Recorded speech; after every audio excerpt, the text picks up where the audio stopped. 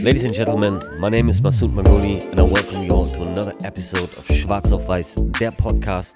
As you probably recognize, the first English episode, this time from the beautiful city of Los Angeles, California. And I'm honored to have this young gentleman by my side, CJ Wallace. How you doing, man? Welcome to the podcast. I'm doing good. Thank you for having me. Appreciate you. CJ, when people would ask me about you, I would describe you as this young pluralist, having his hands on various fields.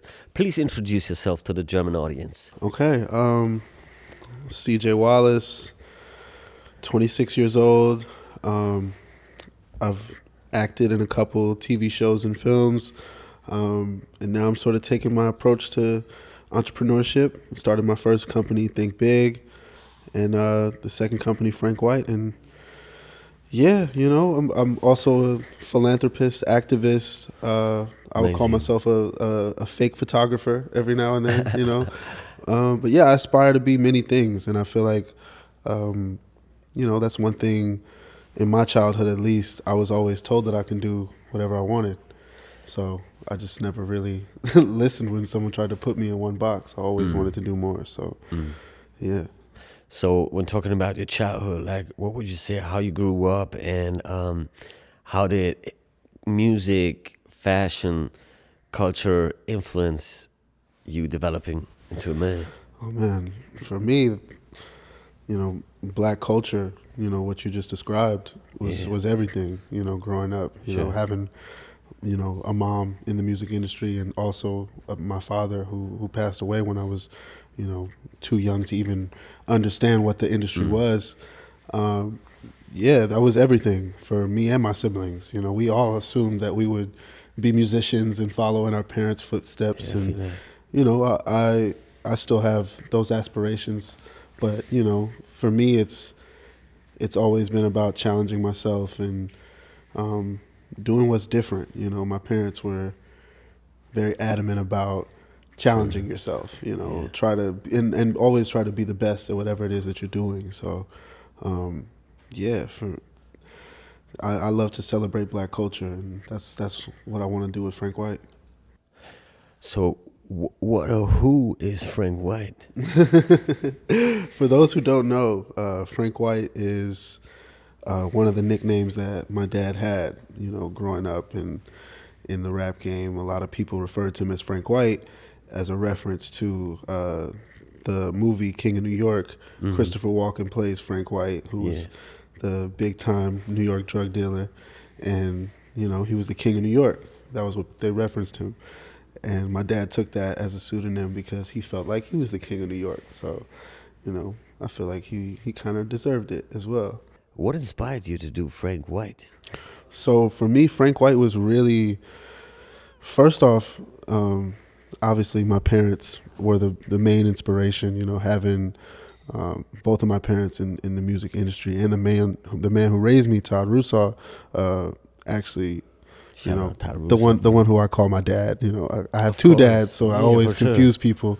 Well, you know, my biological father passed away, obviously, and the man who raised me, who I call dad, is Todd Russo, and that was my mom's second husband, and he was really the main reason why we started the brand, because he asked me, you know, what is it that you want to do? We had just finished, I was working on this movie or TV show called Scream, and we had came back to LA, and he really just asked me, like, what do you want to do? Do you want to keep working on acting stuff? Do you want to just, you know, get into the music stuff? I know you're doing music still. And I was really just hesitant because for one, acting industry is very tough and difficult to constantly go out for auditions. For sure it is. So that was tough. It was actually like kind of hard for me to stay committed on the acting side. I do have that passion still, but cannabis was always an unventured lane in my family. And I always felt like, you know, why don't we create our own cannabis products for kids like my youngest brother, Ryder, who was born with autism. And we first started using CBD with small doses of THC to help him when he was probably like... Was it medical? 5, yeah, medical, like tinctures and the drops. We would give him those when he was like 5 or 6 years old, only when he was having real stem issues. And this was like, obviously, super, you know, it's trial and error at the end of the day. It wasn't something that was the first option for my mom. You know, obviously we always believed in plant medicine. She never wanted to use pharmaceutical products like Ritalin and stuff like that. So it was always, how can we use plant medicine to just aid him in helping him live a regular life? So CBD was always an option, and we would try it. Sometimes it would work, sometimes it wouldn't. And, you know, it took us a few years to really figure out what that right product was for him, but it did really help. It helped him a lot. You know, he would sometimes have really bad spur out moments, you know, and anyone who's ever dealt with anyone with autism knows every case is very different. So you just got to be there for them and be patient. It requires extreme patience, and you know, not a lot of people really talk about that and really talk about how to educate other people on dealing with it. You know, it's a huge thing to have to educate the nanny. You know who's going to be able to watch. Obviously, my mom worked a lot; she was always gone, and we were in school, so it was a huge deal. Like, who's going to be able to watch him when nobody else can? And luckily, he just turned 15 in March, so now he's doing way better now. You know, he's verbal and he's speaking, he's communicative and understanding. We have to just try to get him to get outside more, because now he just wants to sit in the house and watch YouTube and stuff and play games. Obviously, COVID sort of made him real comfortable in the house, so now we just got to get him back outside and make sure he's still being active. But you know, he's living a super beautiful life and being very active and everything. So that was always the first inspiration for Frank White, and just making products for children like Ryder that were on the autism spectrum, or children dealing with epilepsy, or children with cancer. And obviously those were the main reasons for starting the brand for me. And obviously my recreational use was secondary, and then understanding my grandmother's battle with breast cancer, and she's dealing with all sorts of different ailments as she gets older. I always wanted to educate her on the plant medicine as well, because she uses pharmaceutical products all the time, and I'm just want to educate her. Like, you don't have to use all that stuff. You know, you can cut certain things out and try this topical every now and then. Rub that on your legs when they hurt or stuff. And she's been very receptive over these past. It's worked out? It's definitely working. Wow. You know, she's receptive, at least. You know, if I give her a product, she'll try it. But I mean, it's you know, I gotta send her those products every month or every week or so.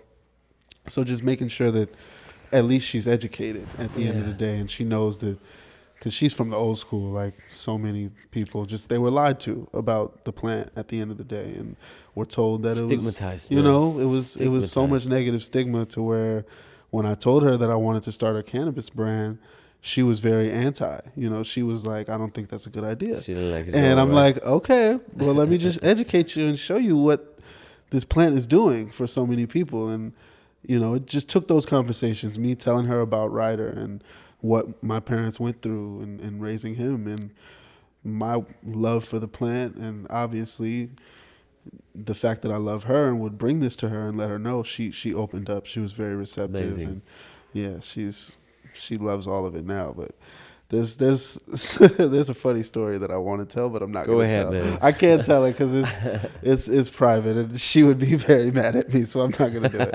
I'm not going to. At least we know there are stories. So but yeah, man, that's amazing story, man. The Frank White inspiration, right? The legacy of Frank White is going on, guys. Yes, sir. How has cannabis prohibition affected your work in legalizing the whole topic in New York City? I would say it affects the entire industry, you know, not just what we've been doing, but for us, it was always about making sure that the people that were most harmed by the war on drugs, prohibition, they're the ones that are represented, or at least get proper representation in the space. So when it comes to New York in particular, we always wanted to focus on that and make sure that we're giving back to those communities, because they're gonna, at the end of the day, people know this industry is gonna be huge market, especially for New York. So many industries and companies and people trying to jump in and try to make some money, but they want to just forget about. It's more than that, man. Exactly. It's more than that. Yeah. Let's keep the facts straight. Yeah. I mean, it's a big thing because something is happening in New York right now.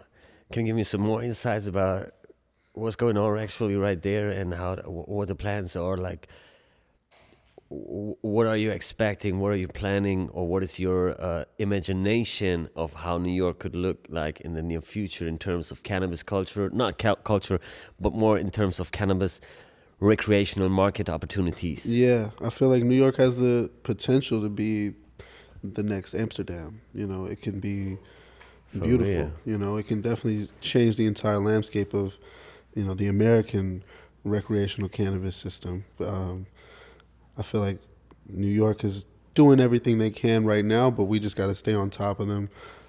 We've built really good relationships with a lot of the leaders in certain positions that are making a lot of the rules and the lawmakers and assemblymen and women. So, just letting them know how we feel about everything that they're doing, just being honest and having those conversations and giving them insight on the other states that have made certain mistakes and making sure that they don't make those same mistakes. But it's a lot. It's a huge potential in New York right now. So that's why we, us at Frank White, we're all in New York, So it's going back home, right? It's gotta be. When looking through your Instagram, it's pretty obvious that CJ Wallace is a connoisseur. Mm-hmm. Like, what is your favorite strain, man? Oh man, I don't really have one favorite. Naming the three, like what are you currently in? Right now, I've been smoking smoking some lemon cheesecake lately. Pretty good. I dabble. I like to try new things and see what's the hot stuff on the market. The sushi you had. Yeah, we just had the sushi. Was actually, really good. It was nice, right? It was really good. It's really good. I try everything. I really try to taste all the different flavors and test out the market. Yeah, but my old school favorite of mine. I'm a huge OG lover, so Platinum OG has always been one of my favorites. SFV OG, always a favorite. Skywalker. Skywalker OG is great. The classics. Dude. Like, I like classic, easy, Skywalker OG is the shit. A friend of mine was growing that, and it was beautiful. Then I had the medical follow-up that was Galaxy Walker OG. Have you heard about it? Yep. It was cool too. But they got some crazy stuff out there, man. They got some crazy stuff out there. What was also very interesting is to see all these Skittles-dominated crossings right now on the market that define the whole hype market. I mean, if you think about the Tanco, if you think about Super Dope, great brands. I appreciate them bringing an alternative approach if you compare them to cookies, which is dope. I love cookies. Shout out cookies. There's no offense at all. But it's great to see that Skittles base can create such a huge impact. You know what I mean? Yeah, the genetics, obviously, one genetic can change the whole game. Bro, it can change the game. You got one really good genetic and you're in a good place. What is your third preferences? Honestly, I don't really think I have a preference. I don't think I have a preference. I go for a strong indica at night. But I wouldn't work with a strong indica throughout the day. I'm honest with you. Like this, I don't function. Like, I'm a creative. I need that output. I need to be amplified. Right. So I prefer the sativa daytimes more, which sounds very average, to be honest. No, yeah. I feel like it definitely depends on your body and the mood. For me, like, if I'm in the mood for a sativa or something that's more on the upper side, I'll give it a go. That's why I don't really have a preference. I know people that strictly indica, some people strictly sativa, hybrids, indica dominance and all that. I feel like, I've enjoyed enough cannabis now to know Yeah. if however it affects me, I just kind of let it go, and I just go. I'm along for the ride, you know, wherever it takes me. If we're feeling creative, if we're going to sleep, if we're hungry, If it gets you forward. you just gotta let it go, you know. Yeah, But I definitely haven't been smoking as much during the day, just because I realize like I do need to function during the day sometimes. That's crazy, right? And I do enjoy indica dominance more than sativas, so sometimes I can't really smoke as much during the day because I will be on the couch watching Sopranos all day. I truly appreciate these words because there was a point in my life where I recognized this, and I saw that, dude, you can't smoke the heaviest shit throughout the day. Like, this fucks you up. At some point, probably there is others that function with that, and it's okay. Yeah, I love weed. I love Mary Jane. Like, I literally grew up with that shit, you know. So I totally feel the point of not being able to smoke the heaviest indica throughout the day, just to function. It's not that it's not great, but you know what I mean, right? Yeah, of course. I definitely can. I can, and don't get me wrong. Like some people, I've seen people that can smoke and function throughout the entire day. You know, they can, right? Some people can do it. Some people can, but I'm not one of those people that needs cannabis to function. You know what I mean? Like I know exactly what you mean. I enjoy it when I want to, but sometimes I feel like we all can, you know, go for a break, take a little break. Of course we can, man. You know, it's not about just smoking all day every day, but I do try to enjoy it at night whenever I can. You know, yeah. How do you define the difference between the person Christopher Wallace, your father, obviously, and the artist, the Notorious B.I.G.? Yeah, that's been this journey for me for the past. I'm trying to think. I'm 26 now. So. You're 26 now. For the past 10 years and a little bit longer, really. When did it start, dude? When I was on Notorious, I actually played my dad in the movie Notorious. So that was the real eye-opening moment for me to really experience, you know, his upbringing. We literally filmed in the house where he grew up.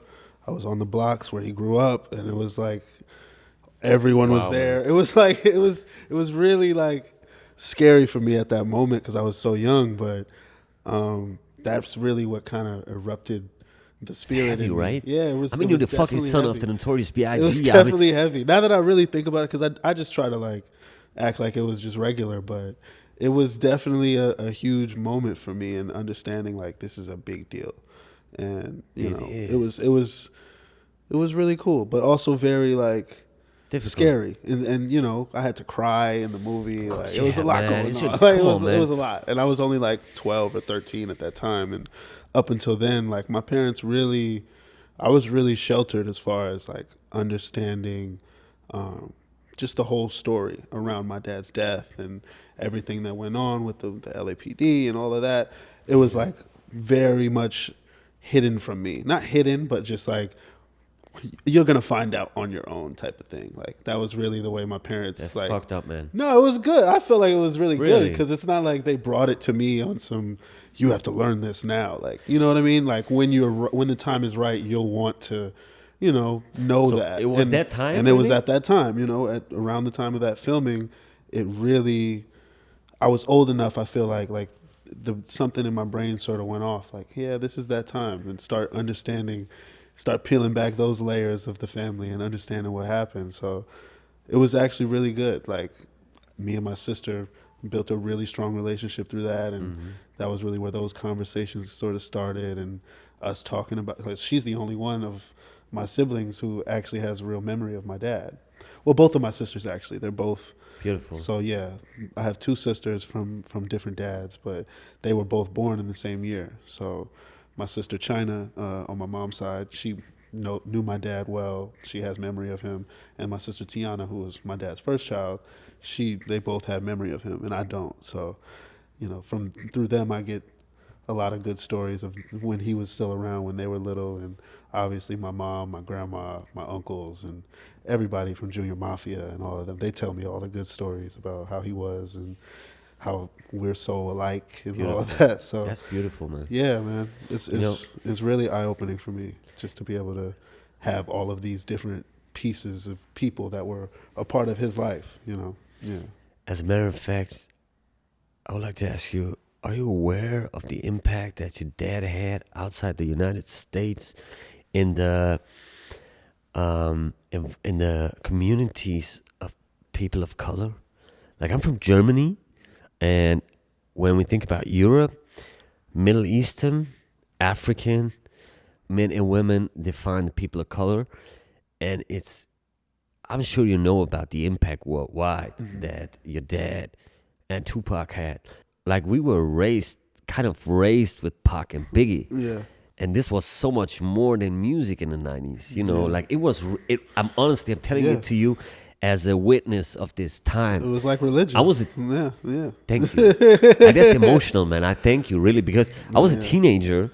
I remember doing this presentation in my music class about Biggie and Pac. And it was 96 and Pac got shot. And we've been in the hood. Like, I was born and raised in the hood in Germany. So what we had was no German rap industry. Like, the German rappers were white boys, privileged white boys rapping. And we had a very confusing situation. Understanding black men from America who are very, very close to how our situation is looking like, where we from, immigrants, like Middle Eastern pride, African pride, door to door in the hood, growing up in a country that was bombed down nearly 100 years ago, being an economic power now, having ghettos. And then you have these two personalities, like what the media love to say, the East and the West. For us, it was more than the East and the West. It was like Biggie the Swinger and Pac the Revolutionary. You know, and we had these two people in our lives, and they influenced us a lot. They taught us a lot. And the tricks in life. And are you aware of that? No. Impact, There's man? no way I could. I haven't scratched the surface of really understanding how impactful both of them were. You know, I don't think I've scratched the surface yet because I haven't traveled enough. I don't think I've really been able to have these conversations with enough people to tell me how much, because I've gotten that in America, but not enough worldwide to where I can really, because obviously you can see, you know, the music obviously affects everyone, you know. It does. It can change anyone's life. So, dude, it does, man. As you just said, this is like how I pitch Biggie and Pac. When people ask me about, like, what's your musical preference, like what influenced you, like what does you make a man today, I would say Biggie and Pac. I would like really say like these two sides in me that it's crazy. I mean, there's two music stars, you know, like for the mainstream eyes, like, yeah, it was a rap star, so he got shot and blah, blah. For us, it was more. Right. And the pitch is it was religion, you know, like we really felt it, you know, when our people went in or when shit went down, it was like always, you remember the 10 Crack Commandments? Yeah, I do. So what the fuck didn't you recognize that shit? You know, I don't know, you know? Yeah. So it's really like, it's beautiful music. It's wonderful music. It's an honor to sit here and to tell you this. Thank you. Because it's kind of like the, my journey in terms of Biggie and Pac comes to a point in my life where when I probably look back as an old man, I could tell like my grandsons, you know, I have like a daughter and a son. I could tell them like, listen, I sat down with the son of Biggie, you know, like, and I told him what I felt when I was 16.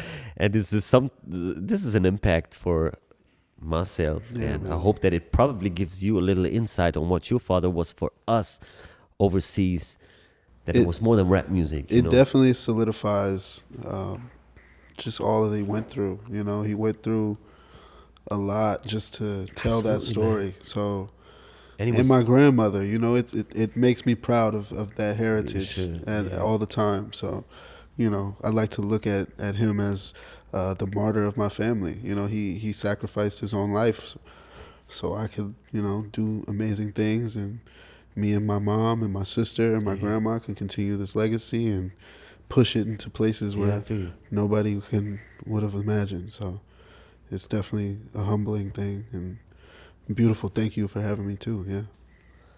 May his soul rest in peace, man. Yeah, thank you. So what impact do you think Frank White will have if we look on the international perspective in the cannabis industry?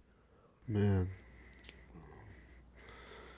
Well, first obviously we want to think about like what it can be in the future, but right now our main focus is New York. So for us, being able to build our foundation in New York first is definitely going to be like priority number one.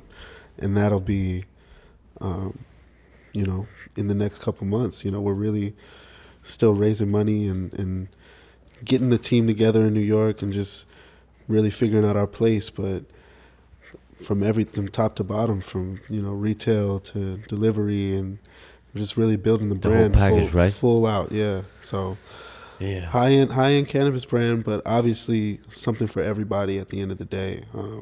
Because everybody can connect to Frank White at the end of the day, Yeah, of course. And if you don't know, we're going to be the ones to educate you and just let you know what it is. So for us, it's really just about reinvestment into the communities most harmed, making sure that there's representation that looks like us on the forefront, supporting all other brands like us, and just really bringing the cannabis industry back into Black and brown people's hands, because we're the ones who started this and absolutely fought for it, went to jail for it, and absolutely that's the main impact behind Frank White. That's very important. You have to pay homage to this. You have to name it, because just because it's getting like a major successful business, it doesn't mean that people should forget where it's coming from. Exactly. And who are the people that got offended from states against something that is just a plant, What you smoking on, man? A little lemon cheesecake. May I try? I'm currently smoking the sushi, and I have to admit, I really enjoy the shit. Shout out to the Tenko for the sushi. And I'm really looking actually forward to the strain that they bring in for Coy Del Rey. Oh. They have the pink sushi coming up, the first artist collaboration. And I need that. Shout out to Coy. Yeah, shout out to Coy. I didn't even know her before, I have to admit. But I checked her out. I saw Puff be supporting her. Oh, you never heard of Coy Del Rey before you No, heard man, about that's the the sushi point, collab? bro. I'm 39, man. Again, I was raised by Biggie and Pac. I wasn't raised by trap. I wasn't raised by the Migos and shit like that. And I still appreciate it. And rest in peace, Take Off, R.I.P. man. Take Off. Man, so rest in peace. But no, I didn't know about Coy before. Yeah. And then I saw this little skinny girl. And then I find out she's Benzino's daughter. Like, what the fuck, man? She's Benzino's daughter? She's dope. And I really appreciate her as a black woman making it this far right now. And then, if you look into the cannabis bubble and you see this super successful brand,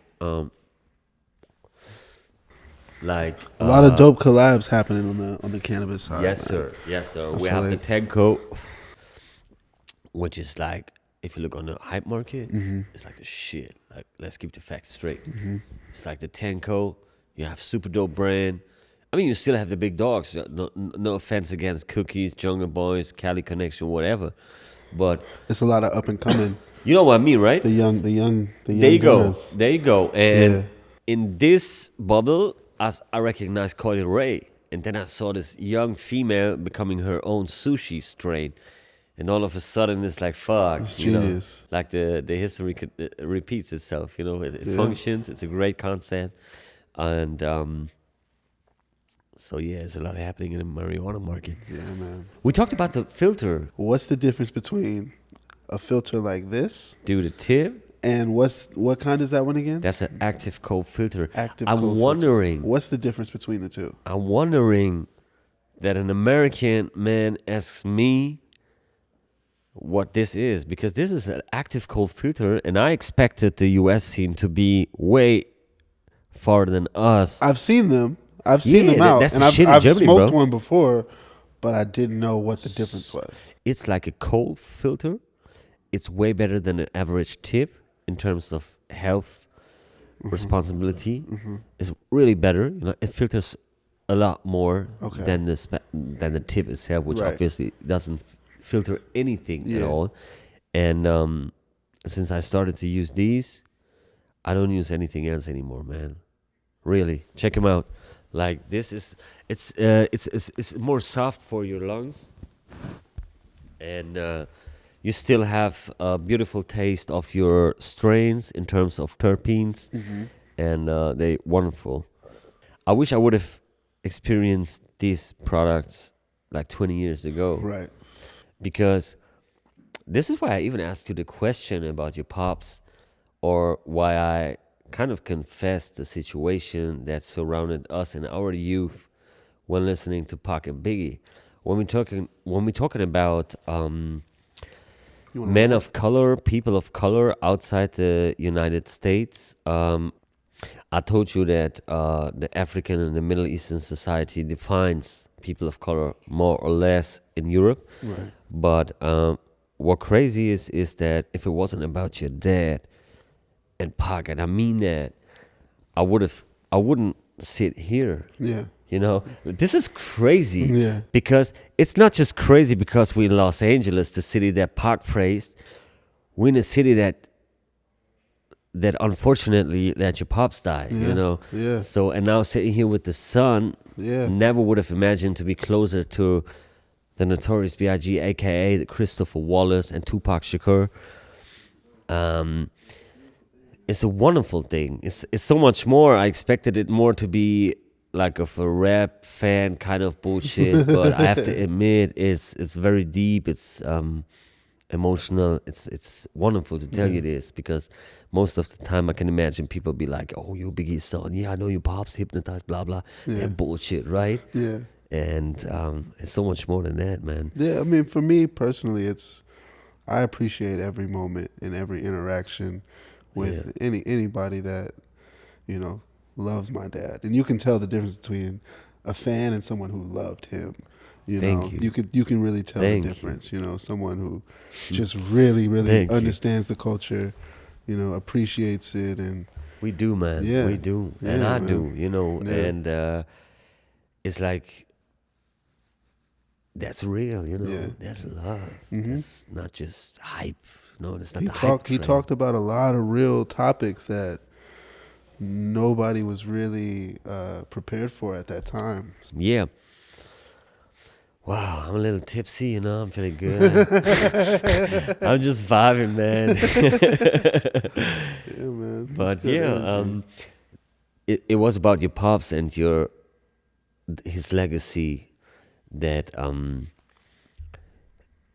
led to many influences that impacted young men at that age to become what they are today, like what I am right now. You know, like I'm not glorifying behaviors that are probably not healthy or wrong. Don't get me wrong, but it's a part of my history. So what I can say at least is that it's important to honor this, to appreciate the gate that was opened when we talk about cannabis culture, and thinking about your dad and how much of a connoisseur he was. Like he was a weed head, bro. He was a good guy, you know. Not only was he a cannabis connoisseur, he was a fashion pioneer.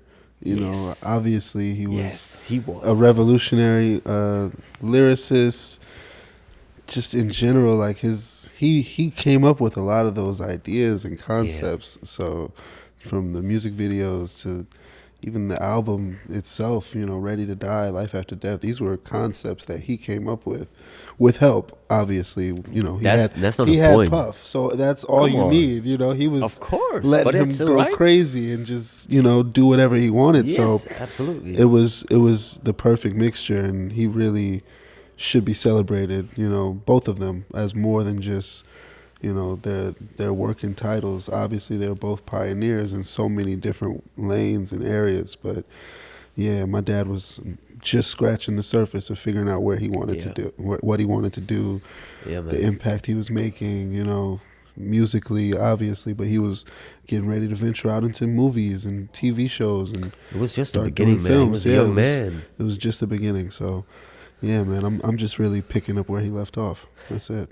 That's the beautiful thing about the history of mankind. whatever it is, we are all born and we all gonna die. Yeah. Like, you can't change it, you know. However it happens is a different story. But to sit here, you know, and tell the son of the Notorious B.I.G. about these emotions, about these connection, that lets you recognize what it is. It's beautiful. I thank my parents for obviously raising me humbly, you know, always keeping me humble and just making sure that I'm not thinking about the superficial things or the monetary things. All this stuff is, it's a blessing, man. It's all a blessing to be a part of, and it can all be taken away at any moment. So, yeah, man, that's why I created Frank White. At the end of the day, you know, this is a moment in time, and I just want something that my grandkids, you know, great grandkids can, you know, eventually take on and pioneer, or then come up with their own ideas around what this is. Exactly. So, yeah, man. May I ask for some top-notch stories out of your childhood, which is probably for you a very familiar and regular thing? Yeah, it was always something going on at our house.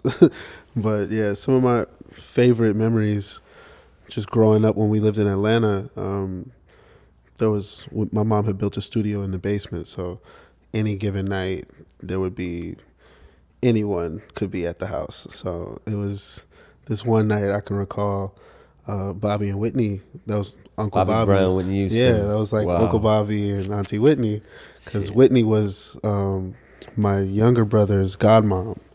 And so she would always come over, and she loved Josh. And China was best friends with Bobby Christina, who was their daughter. So they would always come over, and then they were just always at the house. And I just remember it was like a whole party going on downstairs, and you would have thought, like, it sounded like there were like 50 people downstairs.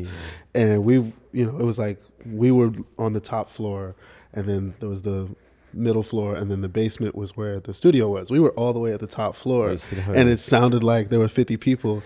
And I remember we snuck down, me, Josh, and China, and it was just Bobby and Whitney there, and my mom and my dad, and it sounded like it was 50 people though. Wow. And we were just like, wait, we thought it was a whole party going on, but that was like regular, you know. We would always sneak into the studio, go hide in the booth, and just be quiet and wait for our mom to come into the booth, and just sit in there for hours and listen to her do her 100 takes back to back to back to back. So that was, you know, what really, for me, started my interest in music and my interest in the just entertainment industry, and just wanting to figure out my place in this whole family business. So you have to, man. Yeah, for a while I thought that I was just going to be doing music or producing. You even did. I saw something on YouTube, man. I saw some parts. I saw the video of your pop's 50th birthday, where you were singing a part on, I don't want to lie, was it Juicy? No, it was One More Chance. One More Chance, right? Yeah. And it went in. Yeah, that was one. That was a crazy moment, though. A rare moment. I don't do that often, but it was the 50th birthday. So you just celebrated it. Felt right. It felt right. I think everyone appreciated it, right? CJ, I appreciate your time. I appreciate you being here, talking to the German community. Thank y'all, man. Thank you so much. And I'm looking forward to what's coming up with Frank White and everything else CJ Wallace related. Thank you very much, guys. Take care. Thank you. Bye-bye. Appreciate it.